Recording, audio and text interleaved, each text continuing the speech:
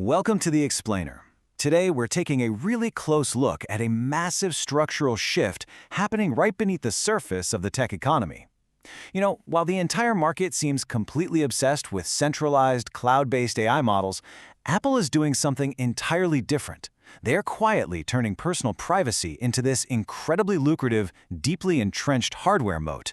Let's break down exactly how they are pulling this off. Actually, I want you to just sit with this concept for a second. The best personal AI may be the one that knows everything about you, but tells no one. We're not talking about privacy as some kind of moral marketing slogan today. Instead, we're going to evaluate it strictly as a deliberate, structural, architectural choice by Apple. Think about the last decade. The default logic of the internet has been pretty straightforward, right? You upload your data to the cloud, and the platform gets smarter. Well, Apple is actively rejecting that logic. Their strategy? Intelligence entirely at the edge. They want to keep the AI that understands you best strictly confined to your physical device. Which brings us to part one, the data position problem. To really grasp Apple's move here, we first have to recognize the fundamental flaw in cloud-based AI. For an AI agent to actually be useful to you, it has to ingest the most intimate details of your life. We're talking your photos, emails, your calendar, chat history, where you travel, your spending habits, and even your personal relationships. Now, if all of that gets piped up to the cloud, well, the smarter the AI gets, the more dangerous the risk profile becomes for the user. And this right here is the core economic divide. Under traditional cloud AI economics, your data is continuously harvested, and the value, that's captured entirely by the platform. But Apple's local edge model flips this completely. Your data is secured locally, and the value is captured by a premium hardware purchase. It's a completely different way of doing business. Let's move on to part two, Silicon as the ultimate gatekeeper. The engine making all of this possible is what we call local inference. Basically, that means processing data directly on your physical hardware. The math, the contextual understanding, the generation, it all happens right there in your hand. It ensures your personal information literally never reaches the cloud. So how do they actually build this moat? Look at their proprietary AI stack. We've got the A-series and M-series chips, a dedicated neural engine, unified memory, and this incredibly deep OS integration. To an investor, these shouldn't just look like tech specs. They are frankly insurmountable barriers to entry. They allow Apple to run complex AI locally, completely severing the reliance on centralized cloud servers. And that leads us to a pretty profound realization. Apple's philosophy isn't upload and protect, it is simply do not upload. By keeping everything on the device, Apple is actively starving the cloud of your personal data.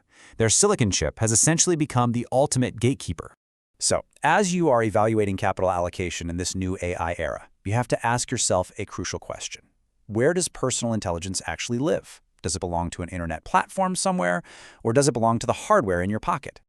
This takes us to part three, privacy as a hardware premium. If you're evaluating long-term tech value, this is absolutely critical to understand. True privacy is no longer just a neat software feature. It's a chip capability. Because if a device lacks the physical silicon to run local inference, the AI has no choice. It has to default back to the cloud. Hardware performance is now dictating the absolute limit of private AI capabilities. The entire value proposition of consumer tech is shifting right in front of us. Historically, we've traded our data for free cloud services, but now users are being conditioned to pay premium prices for devices that guarantee their data stays strictly on device. Local AI is transforming into this premium, hardware-gated subscription value, locked permanently in metal and silicon. Which leads us to part four, disrupting the cloud model. Let's map out the macroeconomic fallout here. In the old internet model, data flowed freely from the user straight to the cloud, fully fueling the ad platforms. Apple's new architecture physically severs that pipeline. The data flows into the M-series chip, and it just stops. It stops right there. The primary beneficiaries are no longer the ad networks, it's the hardware provider and the user. Think about what happens if more personal data stays on the terminal device. The world that cloud platforms see becomes increasingly blurry. Cloud-dependent models stand to lose vital behavioral signals, high-quality organic training data, and their precise contextual understanding capabilities. Make no mistake, this is a long-term existential threat to ad-funded, centralized intelligence. When you really step back and look at it, the default logic of the internet economy is fundamentally breaking beneath us. Apple is forcing a structural rewrite of how tech companies capture value. They're moving us aggressively away from advertising-funded data models and straight toward hardware-backed value. Let's wrap things up with our final conclusion, the ultimate battleground. Ultimately, Apple isn't just fighting over parameter counts or model sizes like everyone else, they're fighting for trust. The future of personal AI might not actually belong to the most massive cloud server out there, it just might belong to the device that knows you best, but tells absolutely no one. Thank you so much for joining me for this explainer today.